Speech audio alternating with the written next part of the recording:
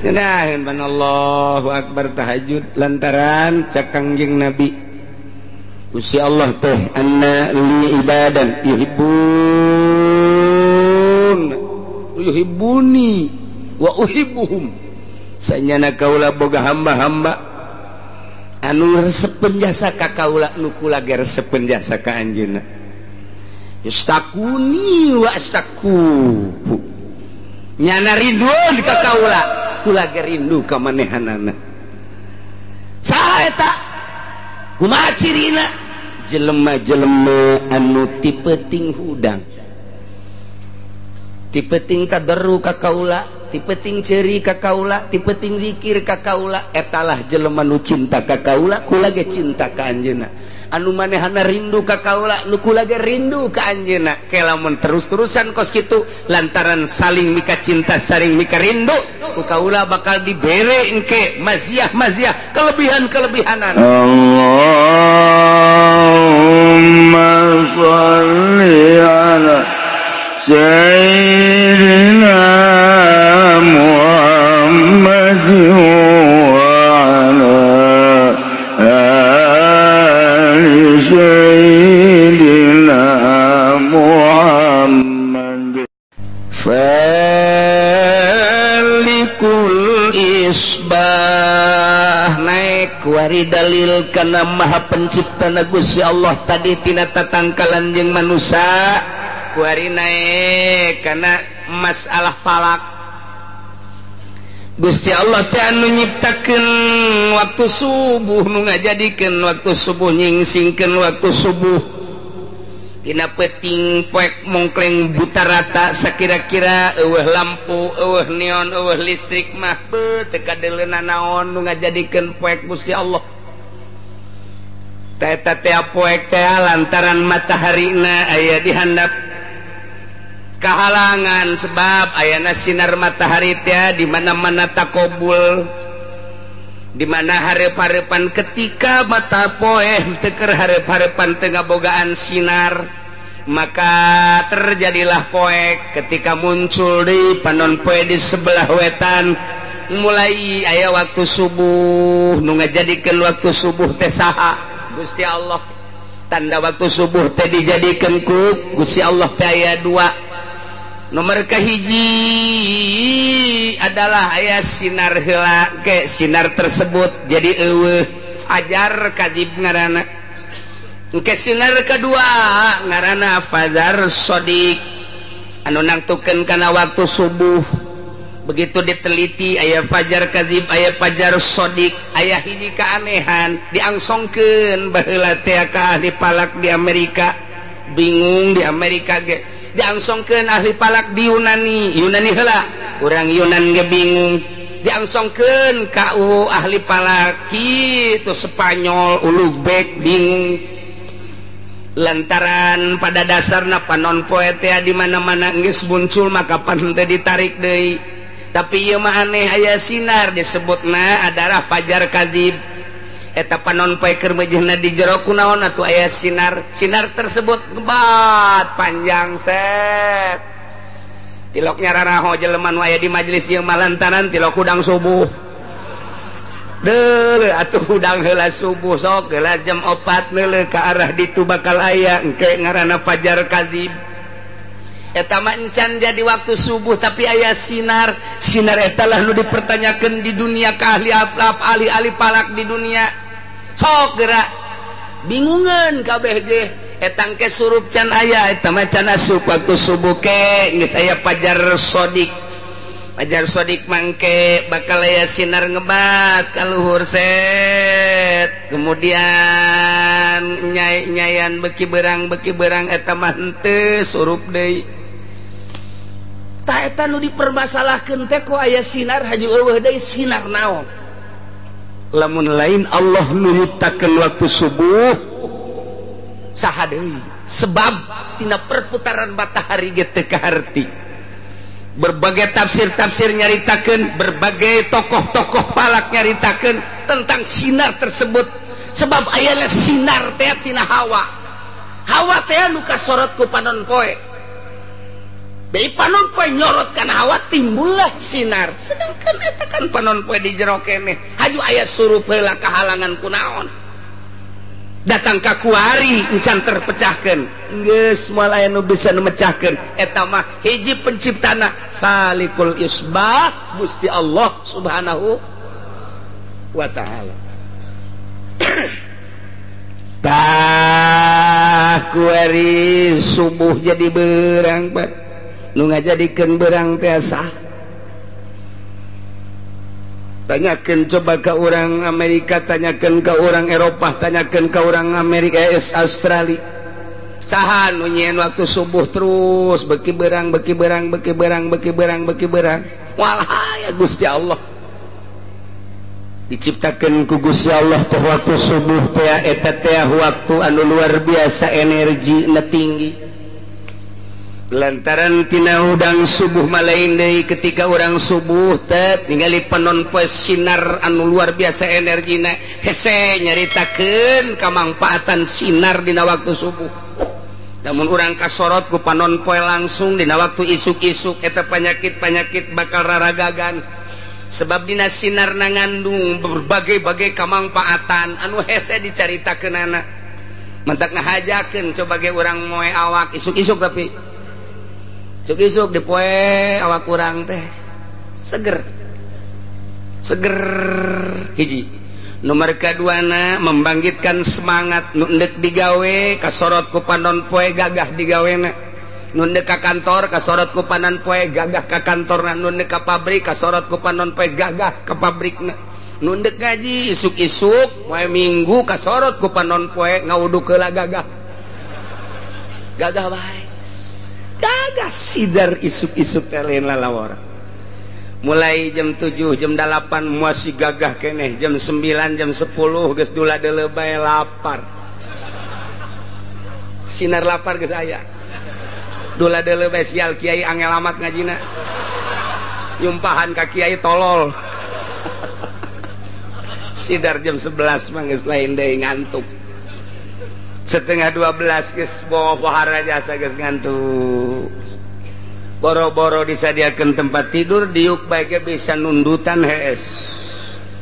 Lumantak urang ka masjid jam 10 ka masjid jam 11 poe Jumat. Diuk sila reup hees. Ulah dihudangkeun bubar Jumat. Eta bawaan sinar matahari. Isuk-isuk pan teu beda. Tapi begitu setengah 12, jam 12 lain deui. Naik deui engke ketika jam 2 mulai gairah aya deui. Kitulah diciptakeun ku Gusti Allah. Nu nyiptakeun kos kitu teh saha Gusti Allah. Masyaallah. Falikul isbah wa ja'ala al-laila sakana. Jeung Allah ngajadikeun peuting sebagai tempat istirahat. Berang orang kaladang capek, nuka kantor capek, nuka pabrik capek, balik wari maghrib, sholat, dahar, istirahat, isya, langsung jang istirahat penting teh. Wa ja'alal laila sakan. Lumentak aneh kuari mah dagang ti penting baheula mapan ku kolot teh ai maghrib titah nutup dagang teh ulah sok muka. Geus waktu istirahat kuari mah maghrib malah muka. Neangan dunia teh lain waktuna kuari mah baheula mah berang jang neangan dunia mah penting mah jang istirahat. Akurkeun jeung Al-Qur'an wa ja'alal laila sakan. Mantak ulah nuturkeun Yahudi, ulah nuturkeun Nasrani, urang mah urang bae. Dagang berang maghrib tutup, geus bae. Usaha berang jatilok aya nu macul penting. Tapi kuari mah justru macul ti peuting bae. Komo tamah macul sawah kobakan hiji mah. Nu mencong atuh peuting bae. Tah, ieu wa ja'alal laila sakana. Mun urang nuturkeun ieu istimewa. Berang dagang jam 5 tutup atau menjelang maghrib. Geus ulah kabita ku dunya. Mandi maghrib, geus beres tas maghrib geus ulah buka deui. Langsung orang lamun dek ngaji orang lamun anak-anak ayo pagahan sampai isya. As isya heula berjamaah terus ka imah sare sare urang minta ka Gusti Allah, ya Allah ya Rabbi hudangkeun abdi jam hiji, abdi teh hayang tahajud rugi amat asana lamun peuting ieu teh tahajud lantaran ieu waktu teh moal balik deui nu kamari ge moal balik deui nu kamarina deui teu balik deui abdi Gusti hudangkeun ke jam hiji Gusti hayang ibadah ka Gusti udang ti peuting urang tenang lantaran sarena berang keneh jam 9 jam 10 Nah, Allahu Akbar tahajud lantaran cak Kangjeng Nabi Gusti Allah teh anna li ibadan yuhibbuni wa uhibbuhum sanyana kaula boga hamba-hamba anu resepen jasa ka kaula nu kula ge resepen jasa ka anjeunna yastakuni wa astakuhu nyana rinduan ka kaula kula ge rindu ka manehanana saha eta kumaha cirina jelema-jelema anu ti peuting hudang ti peuting tadarru ka kaula ti peuting ceuri ka kaula ti peuting zikir ka kaula etalah jelema nu cinta ka kaula kula ge cinta ka anjeunna anu manehana rindu ka kaula nu kula ge rindu ka anjeunna ke lamun terus-terusan kos kitu lantaran saling mika cinta saling mika rindu ku kaula bakal dibere engke maziah-maziah kelebihan-kelebihanana tah Gusti abdi teh hayang ngarasakeun nikmatna ibadah cara Kangjeng Nabi mah kapan tahajud teh fardu abdi hayang ngarasakeun ibadah cara para wali mah tahajud teh unggal peuting abdi hayang ngarasakeun ibadah cara guru-guru abdi ulama-ulama nikmat tepan sarena teh tadi diatur iyalah wa ja'alal laila sakana jang istirahat endeu kumaha tahajudna jam hiji masih kena wawalak-wakan jam hiji jam 2 balik ceramah jam 2 iraha tahajudna jadwal panggung kapan? Teu kumaha? Deres namanya nama masih keneh ngaji keneh. Ieu nu di imah ngobrol datang ke jam 2 deuk iraha tahajud. Deuk iraha tahajud deres mun ngobrolkeun agama. Aya nonton main bola. Kan hulu sia eta. Rugi urang geus ulah make nu kitu-kitu. Parewan TV ganti nu gede.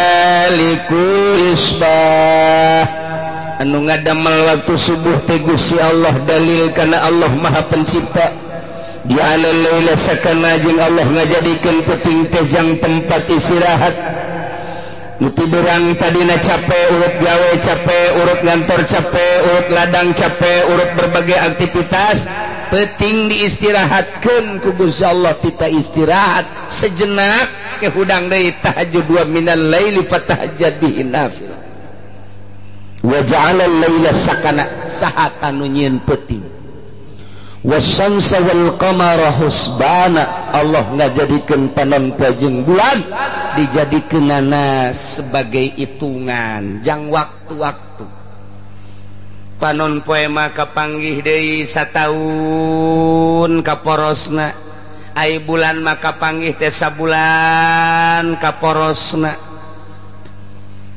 aya falak-falakna panon poe jeung bulan teh nu dijadikeun ku Gusti Allah teh wa kullum fi falaki yasbahu urang sok dibaca panon poe aya falakna bulan aya falakna aya manzilah-manzilahna jadi mual kaluar tina reelna bulan jeung panon poe ge lantaran bulan jeung panon poe teh lantaran Gusti Allah geus ngajelaskeun wa kullun fi falaki yasbahun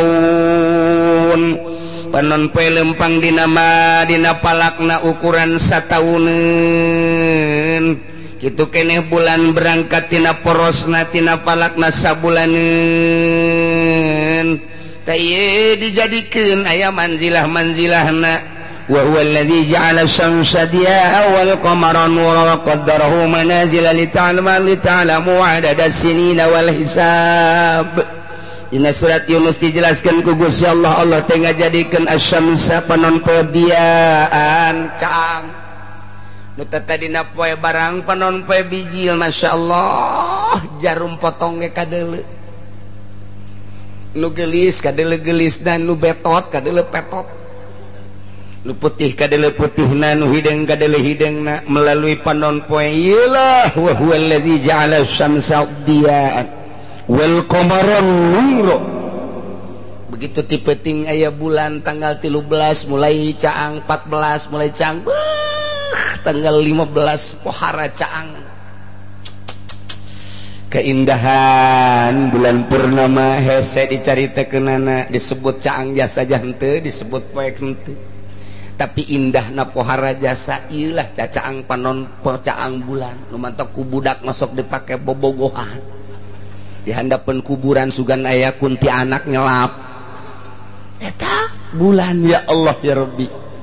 Di samping Allah ngajadikeun bulan wa qaddarahu manazila aya manzilah-manzilahna jang naon ieu li ta'lamu adadas sinina wal hisab supaya nyaho bing bilangan tahun bing bilangan bulan dihitung ku ahli palak teh mimiti ti April afhamtun maisarhun yunjarhun yusalun agasun sepsunjun burujun simaliun April Mei Juni Juli Agustus September ieu adalah buruj simali bagian kaler okmizun nop astun des kauzun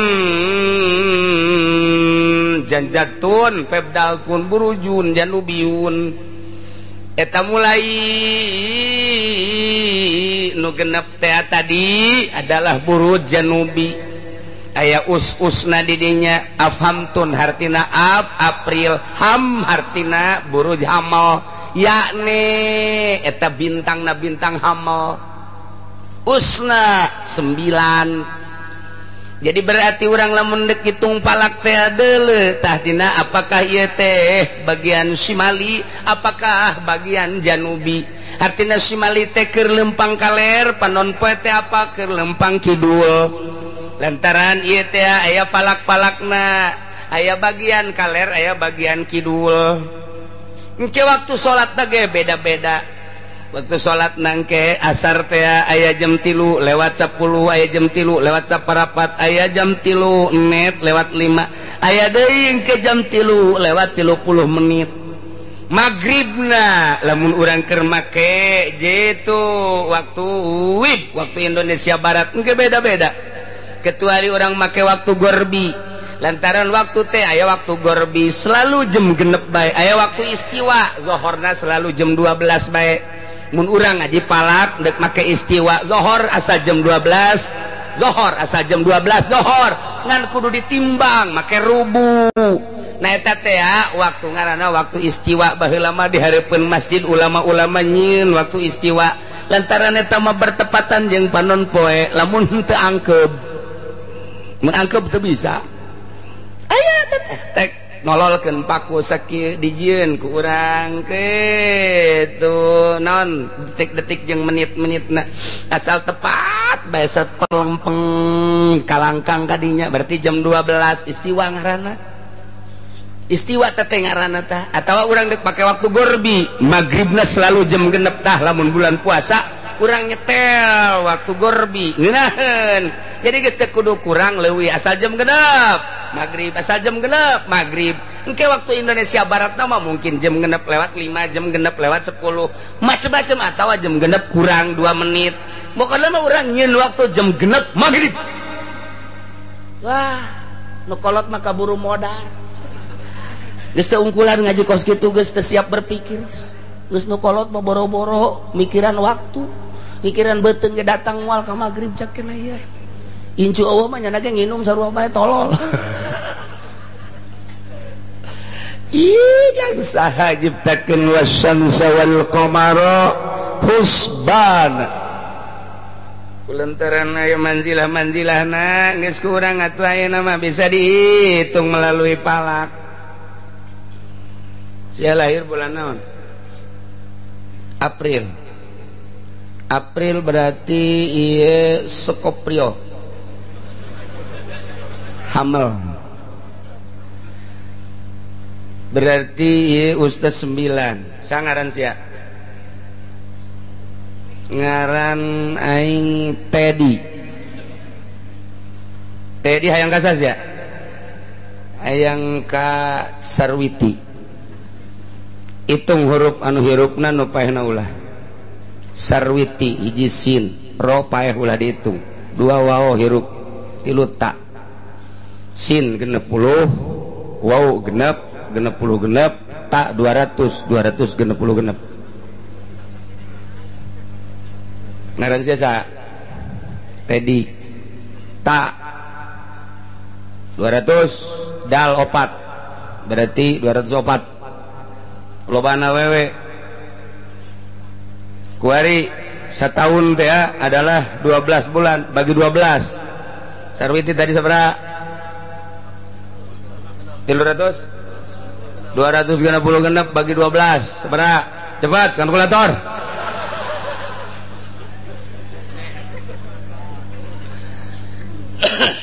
masih kene aya kene hiasa bagi deui 12 sesana tina 12 sabaraha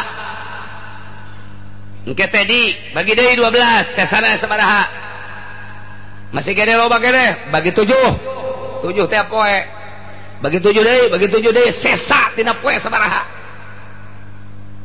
jadi dukun ya diadukeun yang ngaranna ieu nah ternyata nyesana teh oh ieu mah lamun ye ieu opat Sarwiti opat ngitung ti Ahad Minggu Senin Selasa Rebo wirid ku sia taperebo sia ujianana geus lah pokona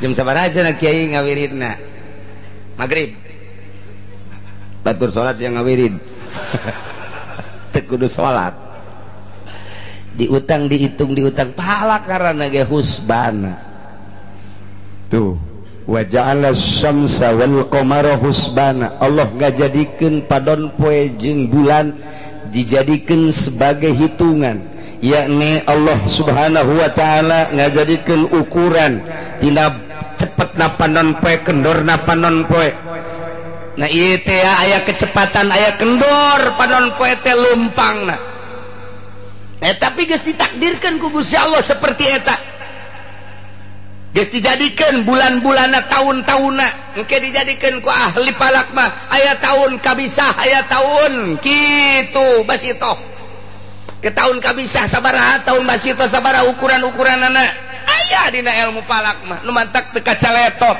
dihitung kurang tahun naon ieu hitung geus tanggal hijina mana tanggal hijina bulan Ramadan teh poe naon geus moal misek lantaran geus dihitung melalui ilmu falak wasyamsa wal qamara husbana asal diaji bae lantaran menang ulama yakin geus ulah make hitungan menang Amerika kunaon emang kurang otentik apa naon urang dilojokeun sebab hitungan kitu Amerika urang teu boga rumus asal dek hitung bulan Ramadan nungguan heula ti mui nungguan heula ti Amerika nungguan di luar negeri ndek ngitung bulan Ramadan bae ge kumaha mun dilojokeun nyen cenah urang rumus can bisa urang nyen rumus can bisa make hitungan nu kuari anyar teh urang teh can bisa nyen rumus ari make sulamunairen nah ngaji nyen rumus sorangan beak cenah eta jieun ku sorangan wawasanna leuwih ke depan kurang kumaha Syekh Mansur tapi kuari coba kurang jieun ku urang eueuh nu becus sa Indonesia profesor mana titah tanjeun rumusna teu bisaeun nungguan ti Amerika bae kumaha lamun digicelekeun ku Amerika mata kagiclek bae ngahajanya matak dirumuskeun di internasional di Saudi Arabia ternyata nu menang tetep sulamunairen nda kumaha deui atuh coba nu kamari teh saralangan teu digedekeun bae beritana lantaran pamarentahna di salah coba orang mengamati hitungan internasional da kamari teh dirumuskeun unggal tahun ge nu menang tetep sulam diulah-ulah ngaji sulam tetep menang ne kumaha tuh ulah micen mata ulah micen ceuli da kabeh ge kuari mah geus jararitung kuari mah informasina global nyaho kuari ke dirumuskeun di dunia internasional palak kamari pan anu salah mantap Malaysia yang serikeun ke Indonesia. Kami belajar palak di Indonesia, kenapa orang Indonesia tidak memakai falaknya? Orang Malaysia belajarnya di Indonesia, kunaon ai Malaysia anak akur jeung Sulamunairen ai Indonesia henteu. Ya sarikeun orang Malaysia, kemunduran Indonesia loba jasa dibandingkan jeung Malaysia. Nu tatadina orang Malaysia berguru ke Indonesia, kuari orang Indonesia berguru ke Malaysia. Hulu sia bego. Teu boga kaisin meureunna. Teu bisa nyen rumus. Urang teh teu bisa nunggu ti ditu mantak moal wakang ngaritung kuari. Kuari teh can ngaritung teu boga rumus. Ke asal bulan Rawah nungguan rumus turun ti depan karak dihitung. Tinggalin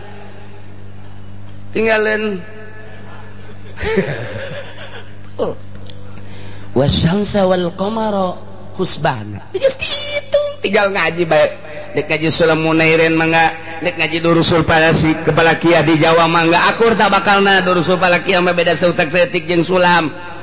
Selain ti eta cak guru kula dua guru murid daripada Syekh Mansur bener mah bener ulah dipake dua bae nu dipake mah hiji Sulamunairen dua Durusul Falakiyah. Ngan kesulitanna Durusul Falakiyah mah make logaritma. Lamun teu ngaji logaritma tuh moal bisa mata ulama ngaji heula logaritma jakeul baheulana sakola pan SD kelas 6 ngaji heula log aji mantap kau kesulitan lamun orang geus ngaji mah geus yakin menang ulama beres tuh aya abah mah ngos kituna kieu bae teh babarita Januari Februari Maret April Mei Juni Juli balik deh Agustus September geus nyaro sarua atawa make kitu Japar Sodik mah 5 tambah 5 bisa eta teu pake anggaran puasa ulah jang naon atuh eta yang hajatan tah maksudna babari bae abah mah ulah mun yang hajatan los pake tetep Sulam Durusul Falakiyah. Jadi hitung wasyamsa wal qamara husbana.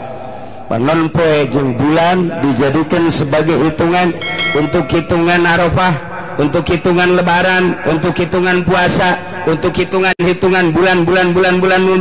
Urang bisa nganyahokeun bulan ieu sabaraha harina yang kepentingan nu mantak Kangjeng Nabi ge ditanya yasalunaka itu anil ahillah. Kangjeng Nabi ditanya Gusti ari eta si tanggal kumaha eta maksud kumaha mimiti leutik kaju gede haju ke ngaletikan yasalunaka anil ahillah. Sahabat naranya Kanjeng Muhammad tentang bulan-bulan sabit mimiti ayat gede gede tanggal 15 ketika ngalemes letik ke ayat deui kumaha Kanjeng Nabi ngajawabna kul hiya mawaqitu linnas eta mah waktu-waktu pikeun manusia aya waktu Ramadan aya waktu lebaran aya waktu Arafah jang wukuf jeung waktu-waktu anu sejenna nu ditanyakeun bulan nu ditanyakeun tentang bulan sabit dijawabna ku Kangjeng Nabi hikmahna di jero bulan aya waktu-waktu kul hiya mawaqitu linnas usbana itu mentak lamun kuari urang boga anak daek masantren teruskeun kada ngaji falak kena nyahun falak salafus sholihin falak anu kuarina make komputer aji jang perbandingan nyukomna aji dan lain sebagainya sanajan urang nunggu rumus di Amerika aji mah aji bae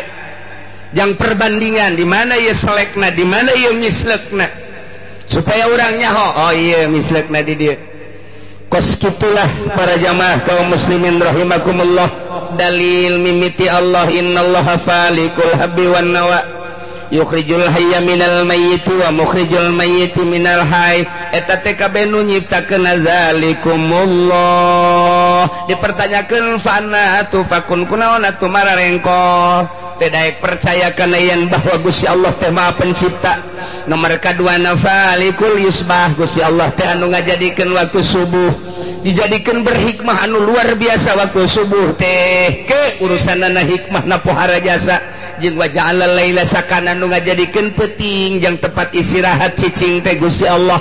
Bahkan Gusti Allah teh ngajadikeun panon poe jeung bulan dijadikeun sebagai husban, perhitungan jangan nyahokeun bulan, jangan nyahokeun tahun. Di tahun kitu Isa Al-Masih datang ka kuari geus 2000 sabaraha? 2013. Perhitungan hijriyah ti Kangjeng Nabi hijrah kuari geus 1434. Eta kan geus aya hitungan-hitunganana. Tinggal kuari mah cepetan mana antara hijriyah jeung kitu Masehi. Tapautna per 10 tahun sabaraha, tapautna per 100 tahun sabaraha. Aya perbedaan lebih cepat mana di antara Masehi jeung hijriyah. Eta perbedaan kitu engke bakal dicaritakeun hikmahna. Kok aya berbeda sih di ilmu falak engke bakal dicaritakeun. Perbedaan harina antara Masehi jeung kitu hijriyah. Lantaran di hijriyah mah eueuh 30 hiji tanggalna, di Masehi mah aya tanggal 30 hiji. Di hijriyah mah teh aya 29 sampai 30, tapi di Masehi mah pan aya tanggal 29 aya 30 hiji. Berarti ke pertahunan leuwih lobaan Masehi batan hijriyah. Per tahun bae kurang geus kanyahoan sabaraha hari lantaran dina hijriyah mah tanggal 30 hiji.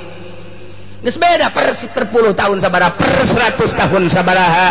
Perbedaan eta teh ku ieu ke bakalna aya naonan, aya hikmahan. Engke urang ngajadikeun anggeranana macem-macem, ngajadikeun teh nu dijadikeun hijriyah, nu dijadikeun Masehi, tergantung kumaha permasalahanana. Ya wasyamsa wal qamara husban zalika taqdirul azizil alim. Eta kabeh nu dicaritakeun teh kepastian Gusti Allah anu maha gagah tur maha uninga. Nyahoun Gusti Allah mah gagah, Gusti Allah mah di pasrahan malaikat titah narik bulan, pasrahan malaikat ya titah narik panon poe, di pasrahan manusia ku malaikat-malaikat ye, malaikat raqib di dieu, malaikat atid ka mana bae ge padahal mah Allah teu kudu masrahkeun ka para malaikat, tetapi lah Gusti Allah masrahkeun abeh engke aya laporan ka Gusti Allah. Urang ka mana bae ge aya catetanana. Ciha deh, tak kagagahan Gusti Allah, kauningan Gusti Allah luar biasa. Urang kamana bae kanyahoan ku Gusti Allah, sanajan aya malaikat, ulah-ulah aya nanaon ciptaan Gusti Allah. Di jero taneuh aya batu hideung, di jero batu hideung aya sireum hideung, leutik Allah masih keneh nyaho. Kunaon atuh urang kuku malandangan kuari ieu, kos teu percaya ka Gusti Allah.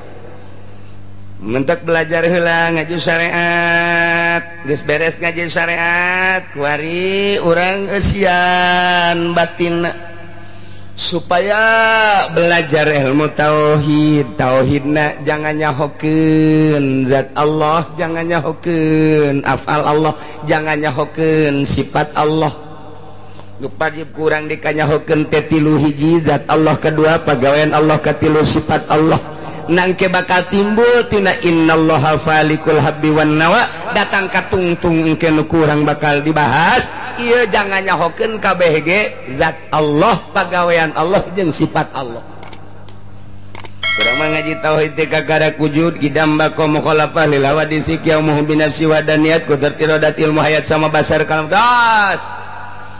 Dan syukur sakitu doang, mengarah karena zat Gusti Allah, mengarah karena apal Allah, mengarah karena sifat Allah mencan. Nu mantak can aya ngerenyet di jero hate, tapi lamun urang engke belajarna ka jerona nganyahokeun zat Allah, moal waka bisa nganyahokeun zat Allah mun teu nganyahokeun apal Allah, moal bisa ka harti apal Allah mun teu nganyahokeun sifat Allah. Berangkat urang tina nganyahokeun sifat Allah, mana mimitina iya innallaha falikul habbi wan. Kok bisa gitu engke dimodif ku ahli thariqo ngajadi sifat Allah, sebab pemilik seluruh kehendak adalah Gusti Allah. Kahayang urang kieu Gusti Allah kitu tetep Gusti Allah, kahayang urang ka dieu Gusti Allah ka ditu Gusti Allah. Pemilik seluruh kehendak adalah Gusti Allah. urang hayang kawin jeung nu geulis tapi cak Allah jeung nu jore bae ciptaan urang mah hayang kawin teh jeung nu putih nu bersih barang kawinnya hideungnya loba cedaan urang mah hayang kawin teh kanu bersih kanu geulis ternyata barang dibuka dotonna aya sajeungkal doton tungtungna urang ngome doton bae nang Allah kehendak Allah Masya Allah. Jadi orang ke belajar tauhid sifat, tauhid af'al. Tauhid af'al mah artina seluruh pegawaian adalah pekerjaan Allah. Pegawaian Allah, pegawaian urang teh diciptakeun ku Gusti Allah jeung pegawaian-pegawaianna. Samaruk urang diukieu teh nang urang nang Allah, samaruk urang lempang teh nang urang nang Gusti Allah. Jadi setiap aya makhluk aya kholikan hayang kena datang ka dinya tak kumaha iyalah melalui tafakur jeung zikir ta supaya ngerenya date teh asa didelekeun bae ku Allah asa didengekeun bae ku Allah asa dikanyahokeun bae ku Allah mahal tah hayang ka dinya teh nailah zalika kabeh tadi taqdirul azizil alim iyalah kakarak datang ka dieu nganyahokeun tentang dalil maha penciptana Gusti Allah masih keneh urang bakal nganyahokeun kadituna leuwih luhur deui wa huwallazi ja'ala lakumul nujuma litahtadu bakal nyaritakeun perbintangan nah ieu bintang naon ieu bintang naon ieu bintang naon ieu bintang Taurus bakalna kumaha ieu bintang Taurus ieu bintang engke dikanyahokeun lahir bulan naon sia bintangna anu ieu mah kajen ku kumaha ge resepna anu dukun bisa mengarah ka dinya engke ari diteruskeun mah ngan ieu mah lain deuk nyaritakeun eta deuk nyaritakeun bintang teh sebagai petuduh ke wallahu a'lam